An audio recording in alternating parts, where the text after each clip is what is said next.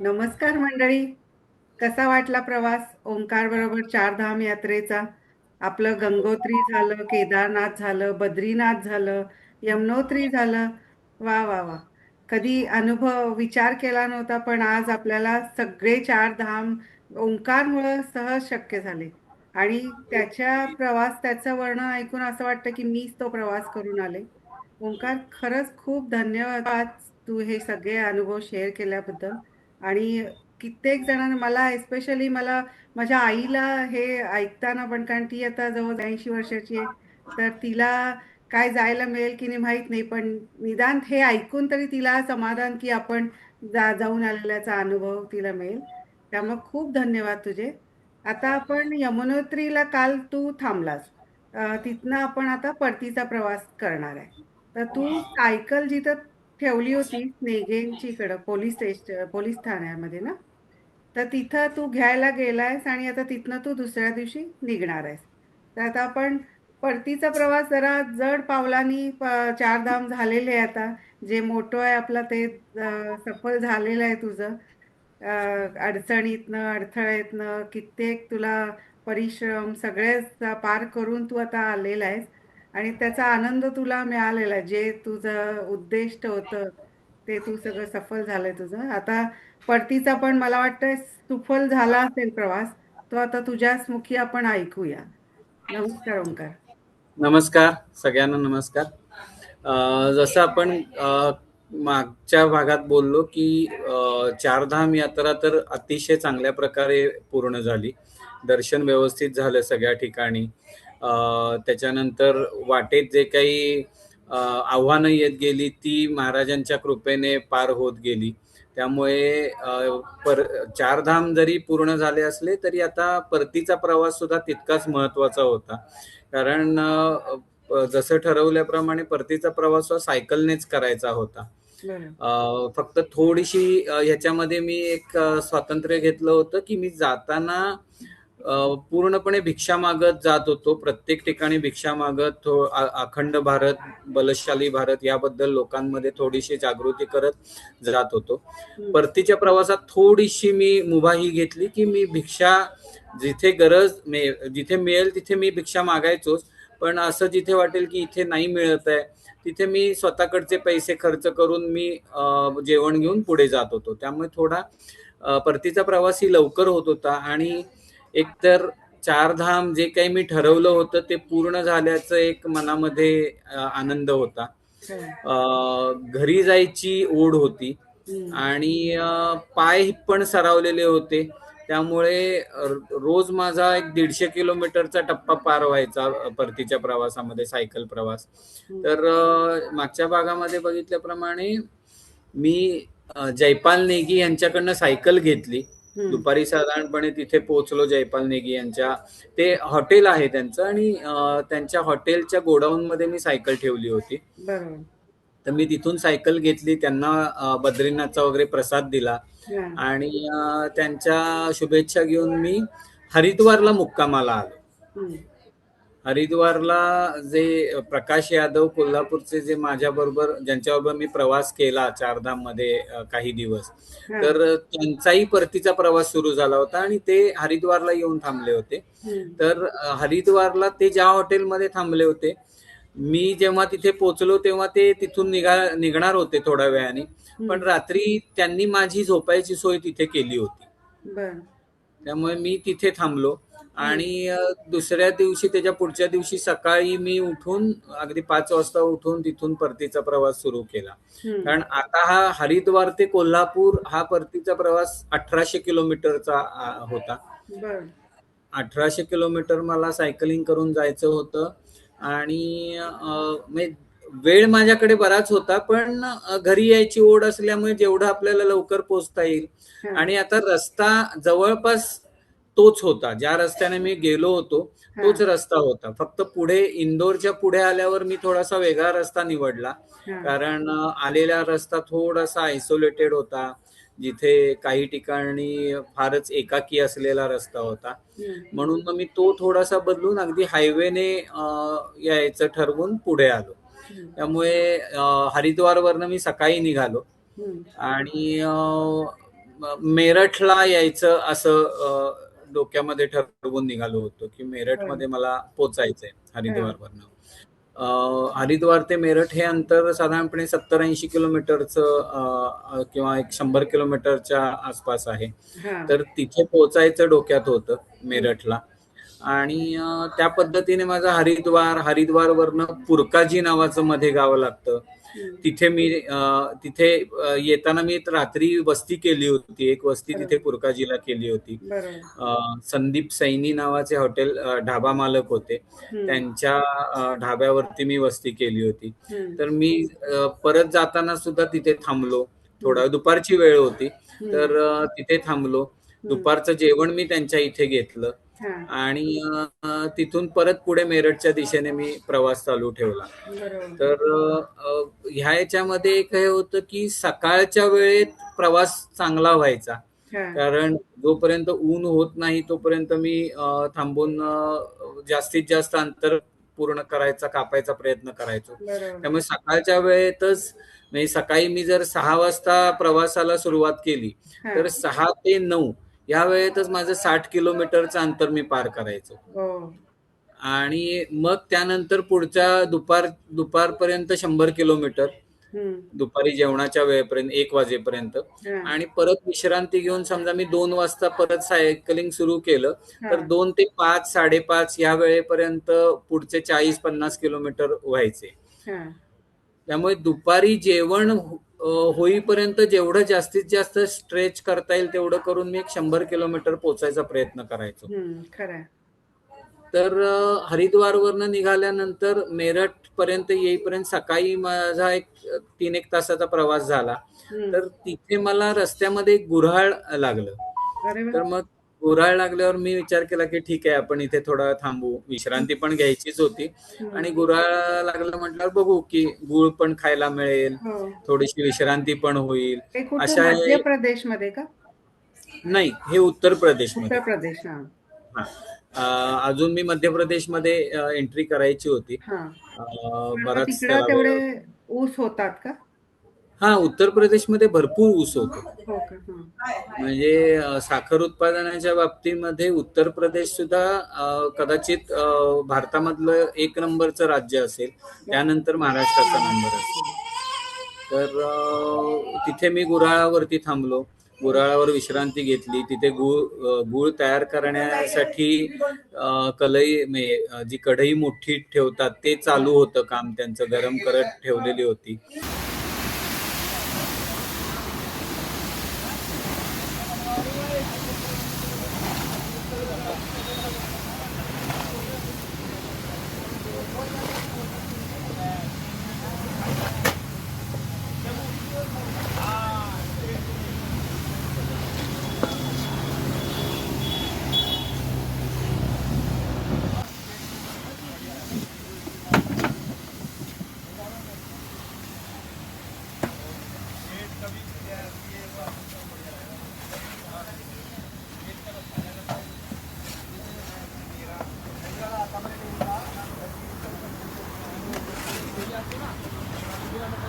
ठेवते मला.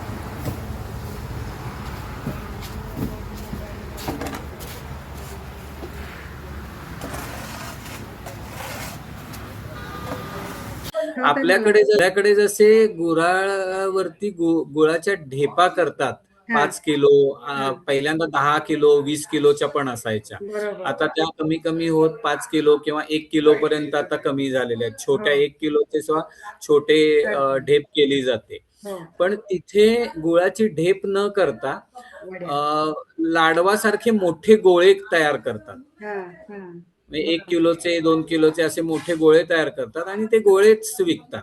पण तुला आपल्याकडे कशा बकेट असतात बघ ते साच्यासारखे ना, हो, पण मग हो, गोल हो. गोल करायला कसं करतात ते हाताने नाही करू शकत ते. हातानेच हाताने? करतात. हो, बापरे, हो. किती गरम असतं ते टेम्परेचर. गरम असतं तरी ते पटापट त्यांच्या हाताला थोडंसं पाणी लावून म्हणा काय हे असेल, पण बापरे. पटापट ते काम चालू असतं. मला तेच इथं मिळतात असे गोल गोल. मी म्हटलं हे कसं करत असतील गोल गोल गोल, कारण आपले कसे बकेट सारखं असतं, तू बघितलं असशील तर हो. ते साच्यामध्ये ओततात, गरम ह्याच्यात गार झालं की मग ते काढतात. पण हे गोळे हातानं करणं खूप डेंजरस, कठीण केवढं खरंच. टेम्परेचर हो, असतं बापरे. बरोबर. मग तिथे थोडा वेळ विश्रांती घेऊन परत पुढचा प्रवास सुरू केला. हा. अ, दुपारी साधारणपणे बरंच ऊन वाढत होतं, हा. कारण हा साधारणपणे ऑक्टोबर महिना उजाडलेला होता हो. आणि ऑक्टोबरची हीट सुरू झाली होती, त्यामुळे दुपार झाली की ऊन भरपूर असायचं. बरोबर. माझ्या हातावरती एवढं टॅनिंग झालं होतं नंतर, हा. की टी शर्ट, हाफ स्लीवचा टी शर्ट होता, हा. तर टी शर्टच्या खाली हात सगळे टॅन झाले होते, पूर्ण काळा रंग झाला अरे होता हा. हाताचा. आणि मी मागच्या याच्यात दाखवल्याप्रमाणे हाताची कातडी निघत होती, पाणी पाणी व्हायचं त्या ह्याच्यामध्ये, हा. फोड यायचे आणि त्याच्यात पाणी येऊन ते फुटायचे, असं थोडं होत होतं. अरे. पण आता परतीच्या प्रवासात हे कमी झालं होतं, पण टॅनिंग झालं होतं बरंच. झालं. हात पूर्ण काळे झाले होते, हा. कारण ते डायरेक्ट एक्सपोज, हँडल धरल्यामुळे ते पूर्ण एक्सपोज होते. हा. मध्ये प्रवास मंदावायचा, हा. वेग कमी व्हायचा, बरोबर. पण परत थोडा वेळ विश्रांती घेऊन, हा. जिथे कुठे विश्रांती मिळेल, मध्ये एक असं ठिकाण मिळालं, अगदीच झाडाखाली एक छोटीशी टपरी बांधलेली होती हा. आणि मी त्याच्यात जाऊन आडवा पडलो. बरोबर. कारण दमायलाच व्हायचं, म्हणजे खरंय. सायकलिंग जरी आपण किती मानाची इच्छा असली तरी शरीर थोडंसं दमतं. हो, हो. आणि दिवसभर म्हणजे खूपच झालं ते. हा, त्यामुळे मग तिथे थोडा विश्रांती घेतली. त्यानंतर मग संध्याकाळी हं. मेरठ पर्यंत मी पोहोचणार होतो. हां. मेरठ साधारणपणे 10-15 किलोमीटर पुढे राहिलं होतं. हं, हं. पण त्याच्याच आधी एक मटोर नावाचं गाव लागलं मला. बरं. हायवेवरतीच हां. त्या मटोर नावाच्या गावातच एक हायवेच्याच बाजूला एक शिव मंदिर दिसलं मला. बरं. मी साधारणपणे 5ची वेळ होती, अगदी काही फार अंधार पडला नव्हता. हां. 5ची वेळ होती. हं. मग मेरठ पर्यंत मी पोहोचू शकत होतो. बरोबर. पण मटोरमध्ये त्या शिवमंदिरात थोडीशी विश्रांती घ्यावी आणि मग पुढे जावं असा विचार करून मी थांबलो तिथे. हां. कोणीच नव्हतं मंदिरात. जेव्हा मी गेलो तेव्हा हां. मंदिरात कोणी नव्हतं. मंदिरामध्ये खोली वगैरे होती खाली अशी. हां. आवार सुद्धा मोठा होता. हं. एका बाजूला शिव मंदिर, त्याच्या एका बाजूला शनीची मूर्ती होती हां. आणि असं मोठा परिसर होता तो. हां. हां. पण मंदिरात कोणीही नव्हतं. हां. मी थोडीशी चौकशी आधी बसलो, थोडा वेळ, एक 10 मिनिटं वाट हां. बघितली कोणी हां. येतंय का वगैरे, हां. आणि विश्रांती पण झाली माझी. त्यामध्ये एक जण दर्शनासाठी तिथलेच गावातले एक जण आले होते. हं. त्यांना विचारलं की इथे कोण असतं किंवा पुजारी वगैरे कोणी असतात का? हं. तर ते म्हणाले असतात, पण ते रात्रीपुरते येतात. हो, हो. मग ठीक आहे, ते हे करून मग म्हटलं ठीक आहे, आता आपण पुढे जाऊया. पण मला एकंदरीत तिथे असं वाटलं की मुख्य ह्या प्रवासामध्ये काय होतं की हं. मला स्वच्छ कपडे धुण्यासाठी स्वच्छ जागा, हं. हं. आंघोळीसाठी, कपडे धुण्यासाठी एक स्वच्छ जागा बरं. आणि झोपण्यासाठी थोडीशी सुरक्षित एक छप्पर असलेली जागा. बरोबर. ती बरोबर. काय बंदिस्तच पाहिजे असं काही नाही, की डोक्यावरती छप्पर पाहिजे फक्त. बरोबर. तर एवढं असणं गरजेचं होतं आणि ते तिथे योग्य चांगल्या पद्धतीने होतं. हां. त्यामुळे मग मी विचार केला की आपण तिथेच थांबूया हां. आणि तिथे थांबलो. ते हे आले, तिथले जे महाराज होते ते थोड्या वेळाने आले. ते का तिथे रामायण चालू होतं, हो, रामायण हो. कथा चालू होती, कथा. तिथे हां. ते गेलेले होते. हं. तर मग ते थोड्या वेळाने आले. त्यांनी सांगितलं की ठीक आहे, तुम्ही राहू शकता इथे.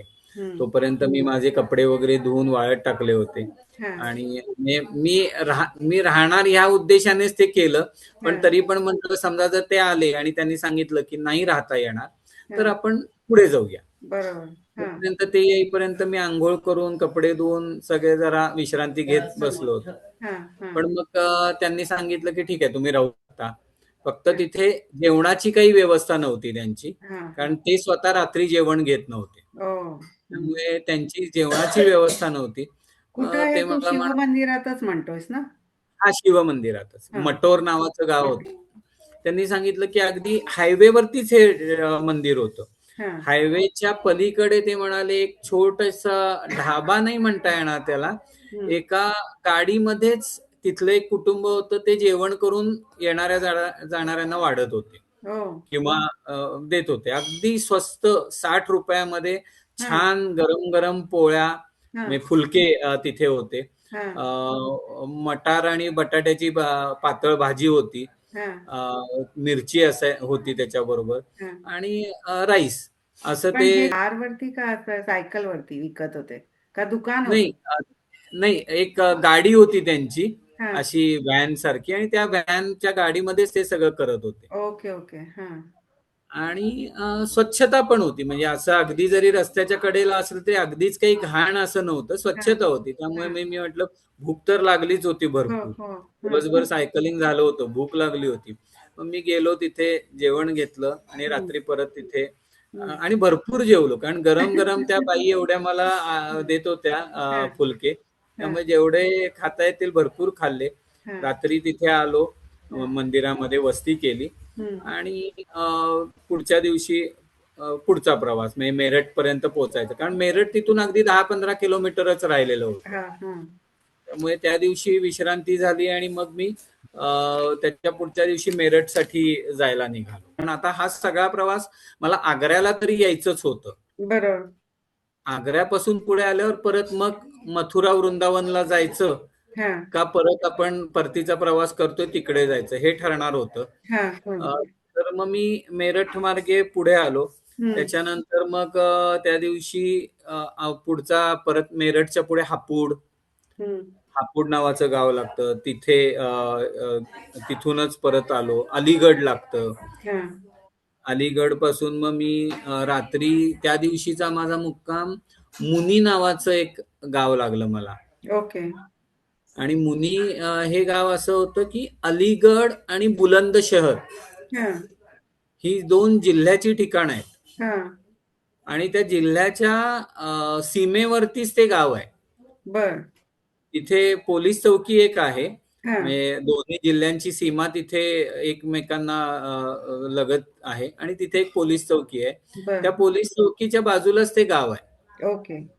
म्हणजे गाव पण हे थोडंसं आतमध्ये हायवे हे पासून. लागलं नव्हतं ना मुनी गाव? लागलं होतं ना, लागलं लागलं होतं, होतं पण तू मी थांबला तिथे नव्हतास? थांबलो नव्हतो, हा. कारण ते मी पुढे जात राहिलो. बरोबर. तर त्या गावामध्ये त्या चौकीच्या बाहेरच एक मंदिर, हा. हनुमानाचं मंदिर होतं. हो, हनुमानाचं मंदिर होतं, आणि गाव थोडं हायवे पासून आतल्या बाजूला होतं. ओके. आणि त्या मंदिरात एक बाबाजी राहत होते. हा. मग त्यांना जाऊन विचारलं की मी इथे राहायची व्यवस्था माझी होईल का? हम्म. हा, तिथे त्यांनी राहायला व्यवस्था केली माझी. हम्म. तिथे त्यांचं बोर होतं. हा. बोरचं पाणी सतत वाहत होतं. हो. जेव्हा म्हणजे पाहिजे तेव्हा आपलं तुम्ही, पंप मारायसारखं ते. हा. हा, हा, त्याला त्यांनी मोटर लावलेली होती, आणि मोटर. पाहिजे तेव्हा तुम्ही हे करून हा. चालू बंद करू शकत होता. हा. त्यामुळे गेल्या गेल्या संध्याकाळची आंघोळ, हो. हम्म. आंघोळ झाल्यानंतर पूजा, कपडे धुणे, पूजा, हे सगळं केलं. हम्म. रात्री छान झोप झाली. तिथे एक जण दर्शनाला आल्या होत्या माताजी.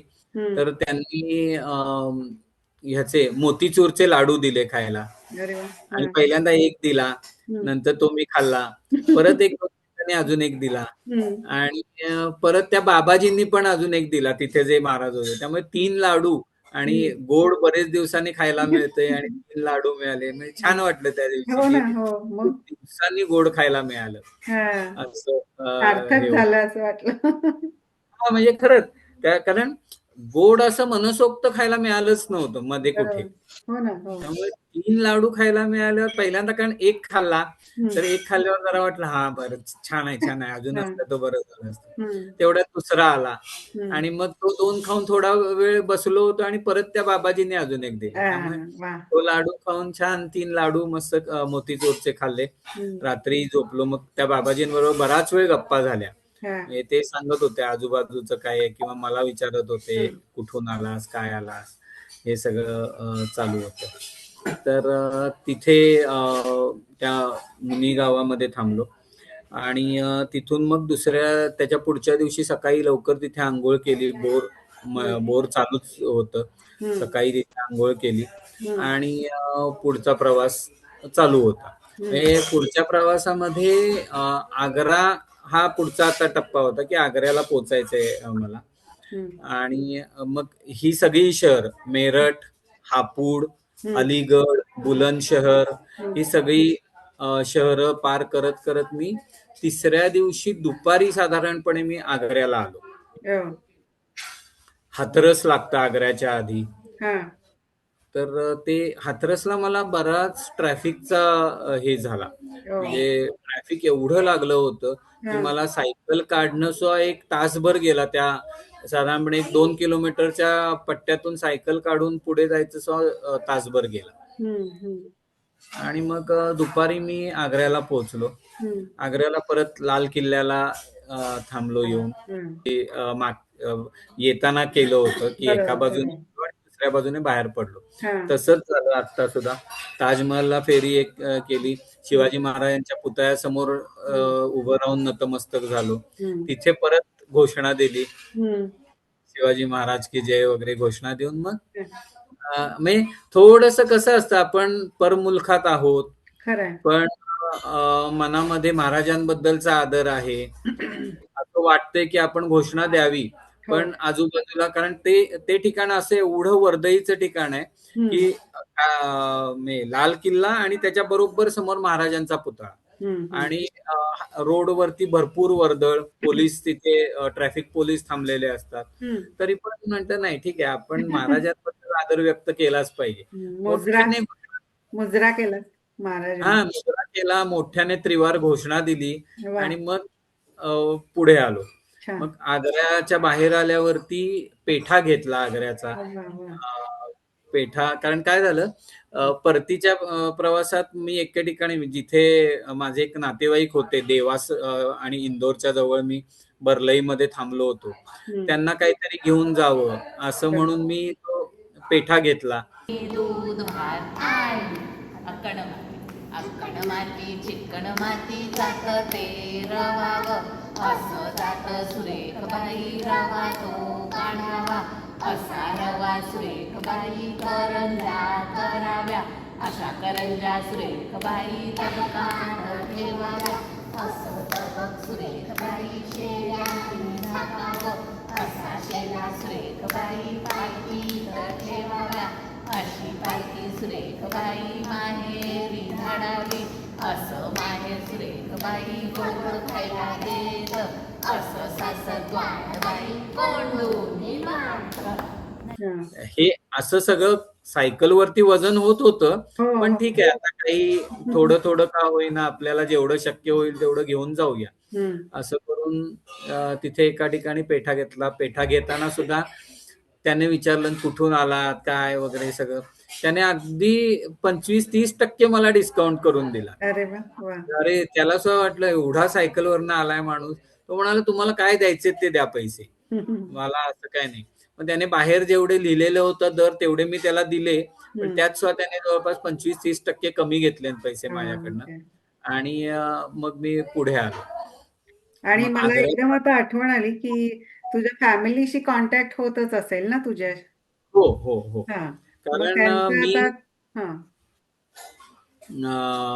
ह्या वेळेला माझ्याकडे मोबाईल असल्यामुळे रोज मी कळवायचो कुठून निघालोय, कुठे पोहोचणार आहे.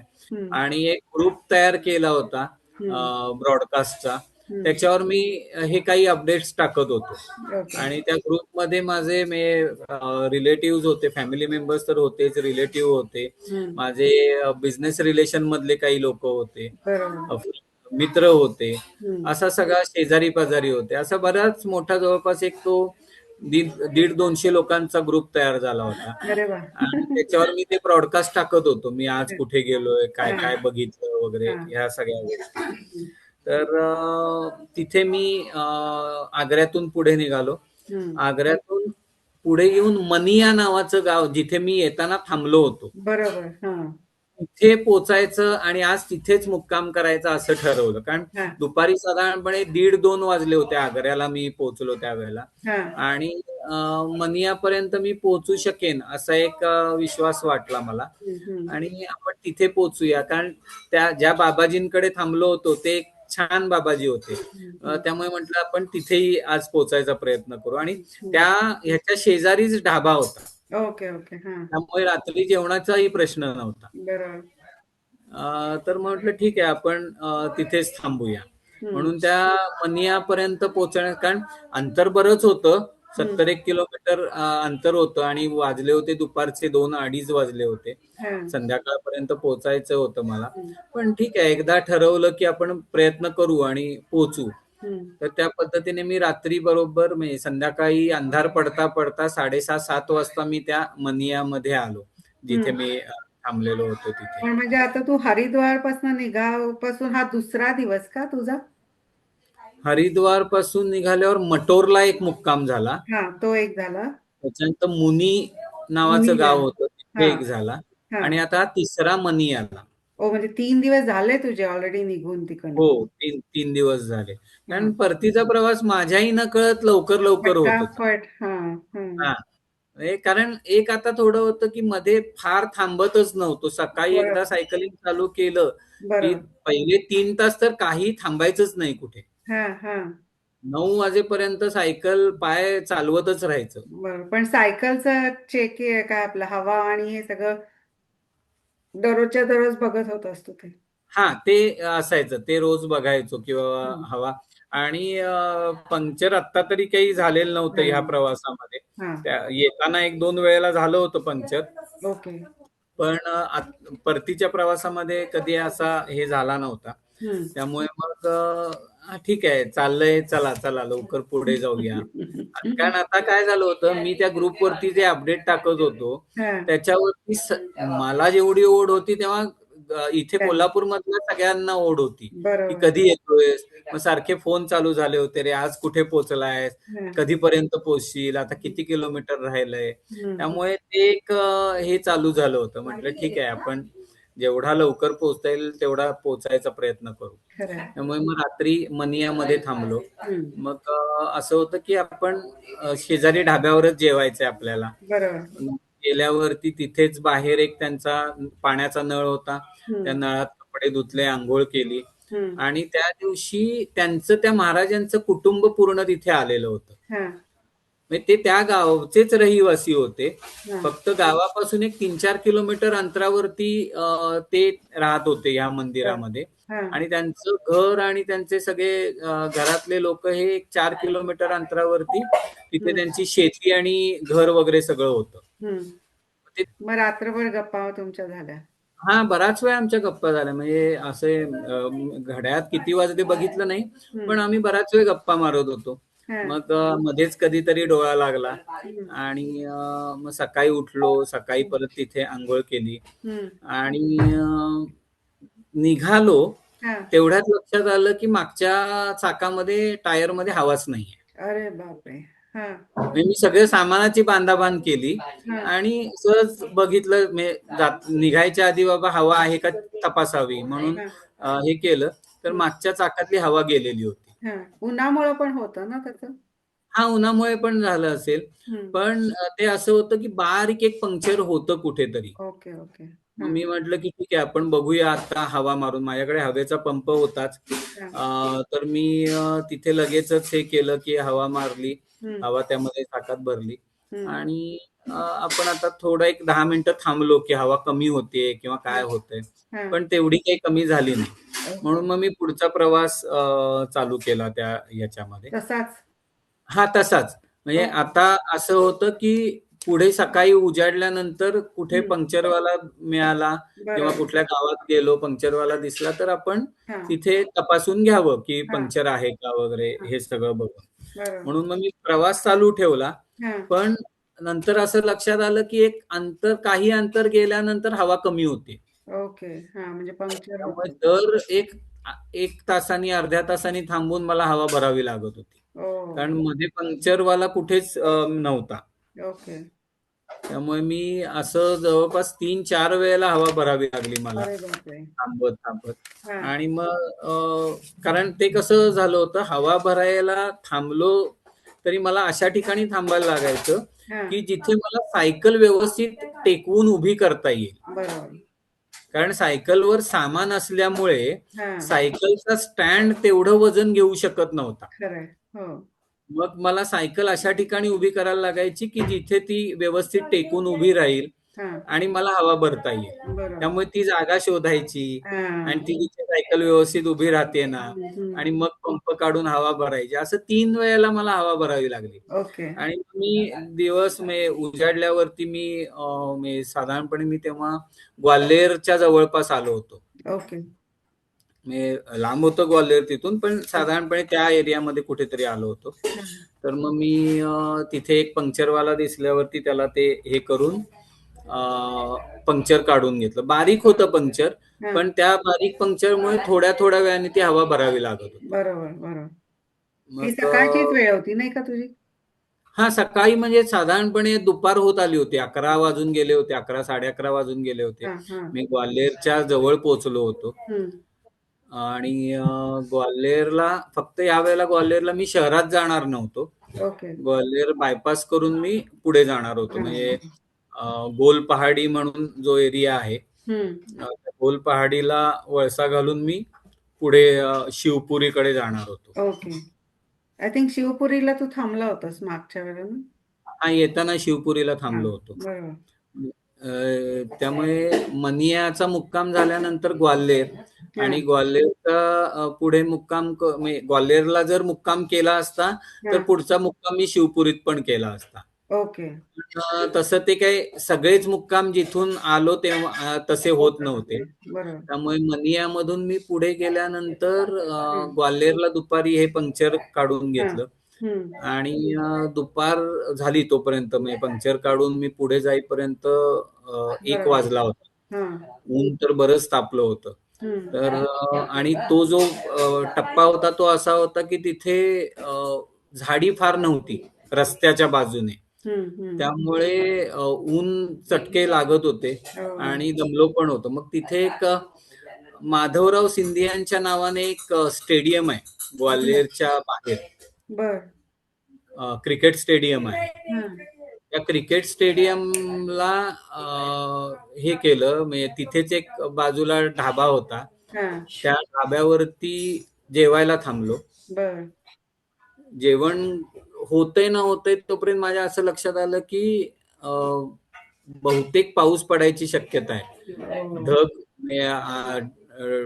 आकाशात भरून आलंय आणि पाऊस पडू शकतो. पण म्हटलं इथे थांबून काय करायचं, आपण जाऊया पुढे. जोपर्यंत पाऊस लागत नाही तोपर्यंत चालू ठेवून. कारण मला गुरावल नावाचं, शिवपुरीच्या आधी गुरावल नावाचं गाव आहे जिथे शनी मंदिर होतं. आणि मी येताना त्या शनी मंदिरामध्ये मुक्काम नव्हता केला, पण सकाळी थोडा वेळ विश्रांतीसाठी आणि दर्शनासाठी गेलो होतो. तिथे मला माहिती होतं की माझी राहायची व्यवस्था तिथे होईल. मग मी त्या दृष्टीने प्रयत्न करत होतो की आता दुपारी 2 वाजलेत, गुरावलला पोचायला अजूनही साधारणपणे 70-80 किलोमीटरचा टप्पा आहे, 70-75 किलोमीटरचा. तर 2 वाजल्यापासून अगदी 6 वाजेपर्यंत मी जर सायकलिंग केलं तर मी गुरावल पर्यंत पोहोचू शकेन. असं सगळं मी हे सगळे मनात विचार किंवा आराखडे बांधत मी चाललो होतो. पण प्रत्येकाला काही तुमच्या मनासारखंच होतं असं नाही ना. त्यामुळे जेव्हा मी निघालो तेव्हा पाऊस नव्हता, पण थोडं पुढे आल्यावर पाऊस पडायला सुरुच झालं. त्यामुळे पाऊस पडायला लागल्यामुळे मला सामान भिजेल, मी भिजेन याने मला रस्त्याच्या बाजूला थांबलो एका शेडमध्ये. तिथे बराच वेळ थांबायला लागला, जवळपास माझा 1 तास तिथे गेला. त्यामुळे मग पुढचं सगळं गणित माझं विस्कटलं की आता गुरावल पर्यंत मी पोहोचू शकेन का नाही, हे सगळं हे व्हायला लागलं. तरी पण म्हटलं ठीक आहे, माझ्याकडे 3-1 तासाचा वेळ आहे. 3 तासात मला 57 किलोमीटर जायचं होतं. जर मी 20 किलोमीटर ताशी गेलो तर मी पोहोचू शकेन. ही परत एक आशा. म्हणजे पाऊस थांबल्यानंतर पुन्हा मी कॅल्क्युलेशन्स केले सगळे की आता किती राहिलंय, तर 57 किलोमीटर आहे. 57 किलोमीटर म्हणजे ताशी 20 किलोमीटर गेलो तर मी 3 तासात पोहोचू शकेन अंधार पडायच्या आधी. हे सगळं असं चालू मनात ठरून पुन्हा जोरात पॅडल मारणं सुरू केलं की ठीक आहे, जेवढ्या आपल्याला ताकदीने जाता येईल तेवढं आपण पुढे जात राहू. पण परत तेच की तुम्हाला तिथे आज पोचवायचं नसेल, तुमची तिथे व्यवस्था नसेल तर तुम्ही नाही जा. त्यामुळे मी त्या ग्वाल्हेर पासून जिथे पाऊस पडत होता तिथे थांबलो होतो. तिथून सुद्धा एक 15 किलोमीटर अंतर आलो. आणि पूर्ण जंगलाचा भाग आहे. अधिकमध्ये काही वस्ती नाही आणि फक्त हायवे असल्यामुळे येणाऱ्या जाणाऱ्या अधूनमधून गाड्या दिसत होत्या. पण रस्त्याच्या दोन्ही बाजूला जंगल आहे. अशा ठिकाणी मी आलो आणि सायकल पंक्चर झाली परत. अरे देवा. आणि 4-4:30 वाजले होते. आणि आता म्हणजे माझं पण अवसान थोडस गळलं की अरे आता सायकल पंक्चर झाली. पंक्चरचं किट माझ्याकडे होतं, पण ते मी काढून सगळं सामान उतरवून ठेवून पाऊस पडला होता त्यामुळे सगळं ओलं झालं होतं, पाणी साचलं होतं बऱ्याच ठिकाणी. ते सगळं काढून मी पंक्चर काढेपर्यंत, आणि मी तेवढा नेहमीचा सराईत नसल्यामुळे मला पंक्चर काढायला वेळ लागणार होता. बरोबर. मग पुन्हा सगळा विचार केला की काय होऊ शकतं, काय काय ऑप्शन्स आहेत माझ्याकडे. मग असं लक्षात आलं की घाटी गाव नावाचं एक गाव आहे, ते इथून 10 किलोमीटर आहे. जिथे माझी सायकल पंक्चर झाली होती तिथून 10 किलोमीटरवर घाटी गाव आहे. तर मी जर सायकलिंग तर आता करू शकत नाही, पण जर मी चालवत हातातनं ढकलत सायकल नेली तर मी ते 10 किलोमीटर पोहोचू शकेन. बापरे. कारण जर मी पंक्चर काढत थांबलो तर अंधार पडेल आणि मला मग पुढचं सगळंच अवघड होईल. बरं, जंगलाचा भाग आहे त्यामुळे काय जरी प्राणी वगैरे याची भीती नसली तरी सांगता येत नाही तुम्हाला. हायवे असलं तरी सांगता येत नाही. प्राण्यांपेक्षा माणसांची भीती हल्ली जास्त आहे. अशा भागामध्ये कुठे तुम्हाला काय होऊ शकेल हे सांगता येत नाही. म्हणून मग मी विचार केला की ठीक आहे, आपण थांबायला नको, सायकल ढकलत जाऊया. पण ते सायकल ढकलणं म्हणणं आणि खरोखर ढकलणं हे अवघड आहे. पंक्चर सायकल ढकलणं किती जड होतं ते. आणि मागे 16 किलोचा बोजा आहे सायकलवरती आणि ती तुम्ही ढकलताय. मध्ये चढ लागला की तो बोजा असल्यामुळे सायकल मागे येते आणि तुम्ही विरुद्ध दिशेने ती ढकलताय. त्यामुळे थोडे 3-1 किलोमीटर अंतर मी सायकल ढकलत नेली. पण परत ती एक परीक्षा, त्या परीक्षेला तुम्ही कसे उत्तीर्ण होता किंवा परीक्षेला सामोरे कसे जाता हे सगळं ती देव बघत असतो. हे 3 किलोमीटर अंतर गेल्यानंतर मी कुठली गाडी दिसली तर त्याला हात करायचो, थांबते का बघायचो, पण असं कोणी थांबलं नाही. आणि मग थोड्या वेळाने हे 3 किलोमीटर गेल्यानंतर नॅशनल हायवे अथॉरिटीचीच गाडी तिथे आली. अरे वा. बघ, NHAI जे आहे, National Highway Authority of India ह्यांचीच एक गाडी तिथे आली. त्यांनी बघितलं की हा सायकल ढकलत जंगलातनं माणूस चाललाय कोणीतरी. त्यांना मी हात केल्यावर ते थांबले. त्यांनी सायकल उचलली, त्यांच्या मागे हौद्यात टाकली त्या गाडीच्या, मला बसायला सांगितलं आणि मला त्या घाटी गावला सोडलं. Very good. वा. ती व्यवस्था लगेच महाराजांनी लावली. बघ ना. तिथे घाटी गावला गेल्यावर पंक्चरवाला पण लगेच मिळाला, पंक्चर काढणारा. त्यामुळे पंक्चर काढून घेतलं तिथे. सायकल पुन्हा सज्ज झाली प्रवासासाठी. पण आता थांबायचं कुठे, असं ते एक हे होतं. तर तिथून एक काही अंतरावर, म्हणजे एक 5-7 किलोमीटरच्या अंतरावर शिरसा नावाचं गाव होतं, जे की मला लागलं होतं येतात.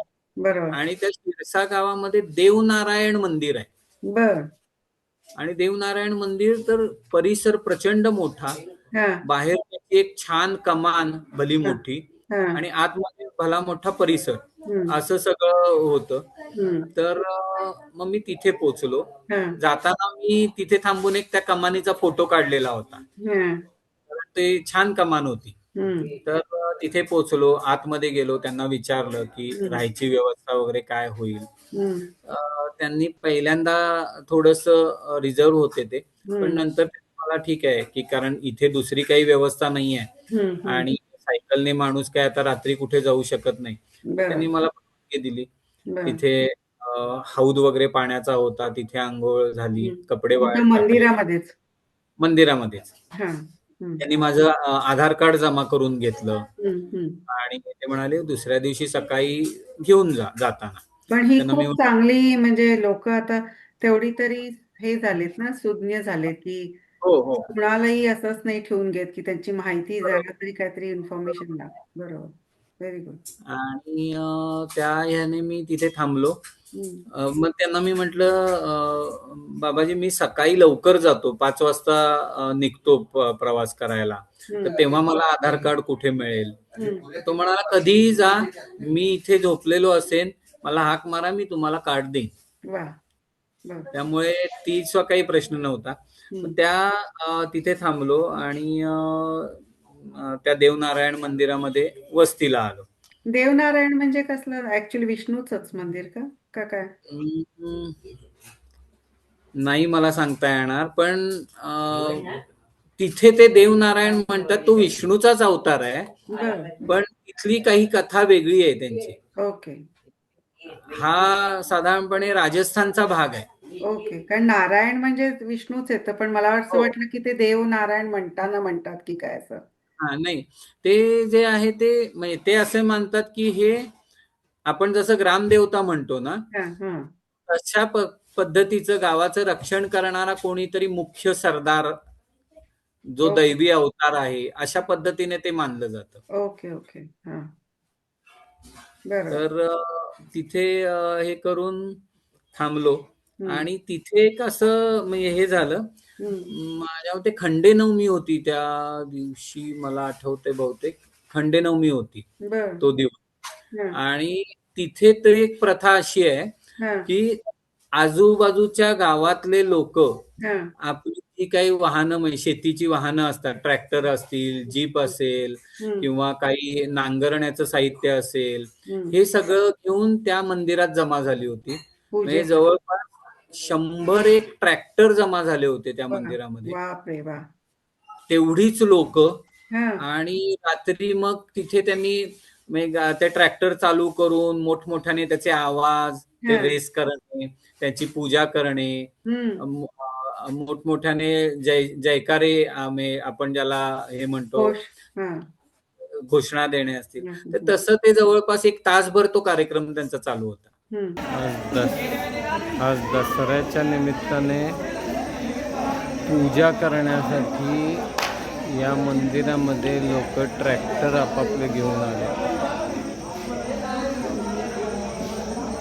इथे सगळे असे ट्रॅक्टर लावलेत आणि पूजेसाठी आपापल्या गाड्या, ट्रॅक्टर.